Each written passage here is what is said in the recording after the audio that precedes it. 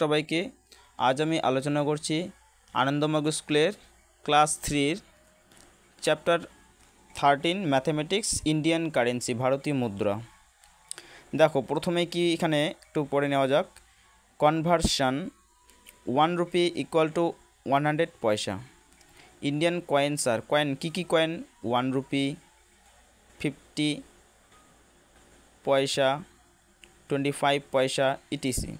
The Indian currency notes are 5 rupee, 10 rupee, 20 rupee, 50 rupee, 100 rupee, 200 rupee, 500 rupee etc. Relation between coins, এর সাথে কি সম্পর্ক? 1 rupee বলতে আমরা বুঝি 250 পয়সা coin. The relation between currency note 100 rupee note equal to 250 rupee note. আচ্ছা, next exercise 13-এর number 2 থেকে আমি অঙ্কগুলো করছি। দেখো, চেঞ্জ ইনটু পয়সা। দেখো RS 18.25, তাহলে এটাকে পয়সাতে যখন আমাদের চেঞ্জ করতে বলবে তখন কি করতে হবে? মাল্টিপ্লাই, গুণ করতে হবে 100 দিয়ে। তাহলে 18.25 পয়সা হয়ে গেল। একইভাবে এই অঙ্কগুলো আমি করেছি, এখানে দেখে নাও। নেক্সট আমি যাব চেঞ্জ ইনটু রুপিস অ্যান্ড পয়সা। এখানে দেখো এখানে 500 পয়সা, 500 পয়সা যখন আমাদের চেঞ্জ ইনটু রুপিসে বলবে